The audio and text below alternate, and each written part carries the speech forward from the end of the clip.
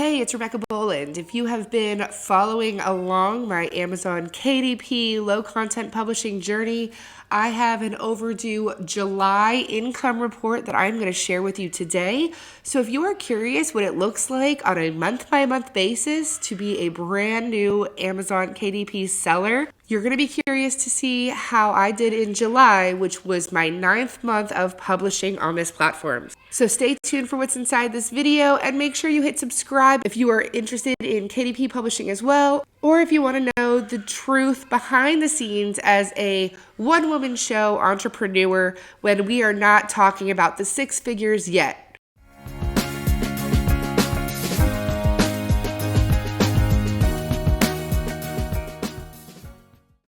So here we're going to jump into my KDP reporting dashboard, and I will go to orders and I will show you what it looks like. I'll have to customize it here. We'll go ahead and look at July 1st through 31st. And in July, you can see that I'm excited to say that I sold 108 units, 108 individual books in the month of July, which was pretty exciting. You can see that there were still days without sales, but I have seen a little more consistency in growth and in daily sales overall. And then the big thing you'll notice that really spiked my sales was this huge spike between the 23rd and maybe like the 27th of July here. And what happened there was I actually published my first not low content book. So by that, I mean I actually put together a how-to book. I used my expertise in corporate finance and transitioned that into a personal finance book that I launched on Kindle. Now, even though that seems exciting and some of you might be saying, well, I don't want to have to write a book. Is that the only way I can make sales? Here's the catch. I wrote that book and first published it on Kindle only. I did not format it for printing at all. So when I put it up for sale on Kindle, I opted in to allow it to be absolutely free to Kindle users for 1 week. Knowing that, if you look back at this spike, that week of July 23rd to the 27th, which I think I might have put on a 5-day work week launch, of course the units spiked because people were happy to download an absolutely free book. So, while there was an exciting spike here, the problem is that did not contribute or convert into any actual revenue increase. So the ratios here and the margins that I'm making in terms of revenue per book are going to look a little bit different this month, but it was interesting to try to start toying around with maybe making a medium content or a higher content book to see how that would perform. Flip this to the bar chart view and we can see that there were a handful of days that there were no sales. And then you can see that spike even better where it really was the 24th through July, 1, 2, 3, 4, 5. So that's exactly what happened there is I launched the book. It was absolutely free for 5 days. I'm sure this huge spike was that Amazon probably highlighted it earlier in their new listings and kind of tapered off throughout the week.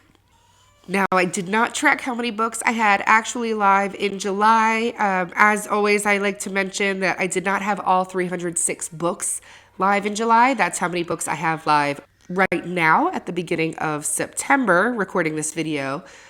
But I do think I probably had about 250 books live, just to give you a sense of how many books I had to publish to start getting these 2 or 3 sales daily.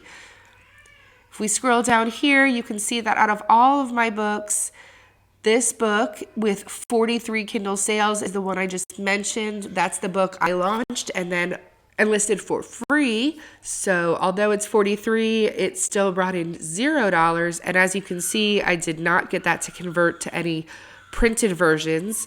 Although I don't think I had even listed the print version until maybe a week or two later because it required a lot more editing and a lot more additions and bonuses I wanted to add in. But in terms of what is selling, you can see that my print books for the month, the top book sold 8 copies and then 5 copies and 4 copies.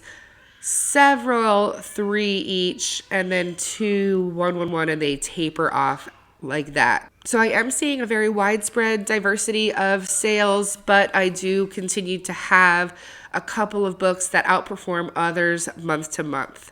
Now I'm going to flip to the pages read quickly just to show you what it looked like in terms of having that Kindle book launched. And if I come here to July, it seems to appear that I'm not having any pages read. So whether people downloaded the free version and it didn't register, or they just didn't read it, they wanted to collect all the free things they could, I'm not seeing any benefit here on the back end. Now, if we scroll to royalties estimator to see what that converted to in terms of dollars in my pockets, we'll scroll back here, get July pulled up again. And you will see that approximated royalties, I hit $100 month. So that was incredibly exciting. Now I brought in $108.03, as you can see here. Again, that does not line up with the fact that I sold 108 books. However, out of everything else that I did sell, minus that high content book, you can see that I was bringing in an increase over all of the prior months, and it was really exciting to see that first 3-figure month. Now, if you're new or if it's been a minute, I'll remind you that all of my books are priced maybe about $2 or maybe even a little less on the profit margins. So typically when volume spikes, so does my revenue on a relatively even basis. As excited as I was to generate a 3-figure month, I do have to admit that in the month of July, I did have advertising. So unfortunately, $108 was not my net income for the entire month. So in order to see what I actually generated in terms of net income, I'm going to show you what I spent in ads.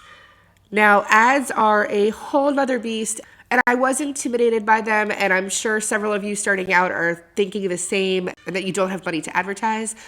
But I saw some sellers talk about lottery ads, which is an incredibly low-cost way to start advertising, dip your toe in the water, and potentially try to generate some sales with an incredibly low advertising spend budget. I will try to put together a lottery ads guide in the future as I start understanding it a little bit more. I'm certainly not an expert, but I want to show you here how I started a group called July Campaign. It is still live now in September, so obviously that is maybe not the most accurate name, but that's what I called it at the time. So let's pull up the month of July alone.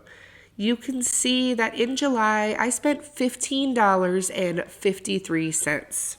So while I said I had to admit that I didn't make $100 profit, I was not spending anywhere near that in terms of my ad spend.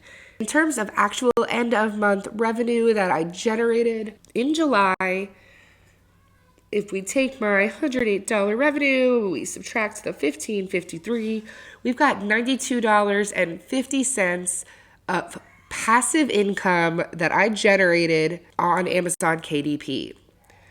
So it is hard for me to really celebrate it as a win, as a true first 3-figure month. So I probably, as a finance guru, I know that I can't celebrate that win just yet.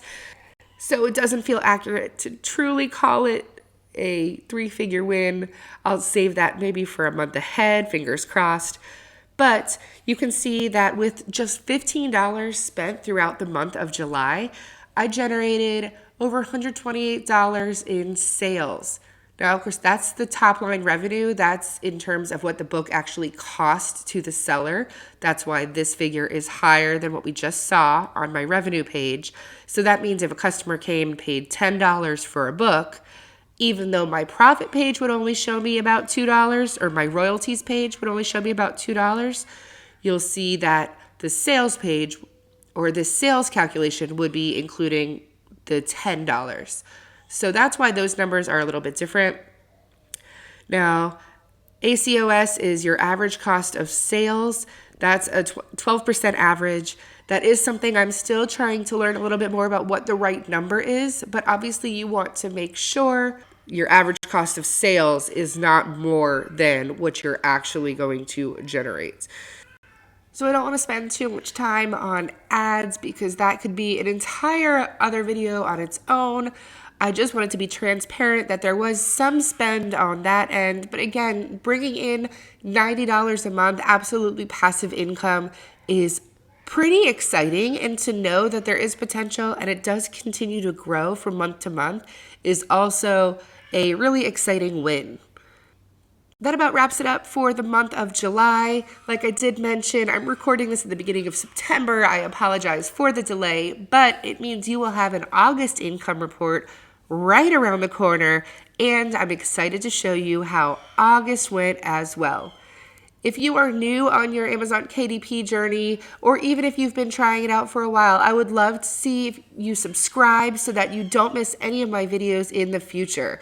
I know that this is not a track for everybody, but those of us who are trying it out really need to chat with one another, vibe and connect, and try to learn from one another. So I am always here for you, and hopefully you will get some motivation, inspiration, and some strategies from me that will help you grow your journey along the way. See you next time.